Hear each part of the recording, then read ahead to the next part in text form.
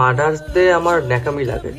আমি দেখি যে এই দিনে অনেকে তার মায়ের সাথে ছবি তুলে স্ট্যাটাস দেয়, স্টোরি দেয়, পোস্ট করে। ভালো কথা, স্ট্যাটাস দেওয়া, স্টোরি দেওয়া, পোস্ট করা মানে খারাপ কিছুই নেই। বাট প্রবলেমটা হচ্ছে এটাই, মায়ের জন্য একটা দিন কেন হবে? মায়ের জন্য বছরে সারা বছর হওয়া দরকার। আমাদের মা কষ্ট করে, আমাদের মা অনেক মেহনত করে, কিন্তু আমরা একটা দিনেই এমন সব করি যে মাকে ওই দিনে আমরা ভালোবাসি।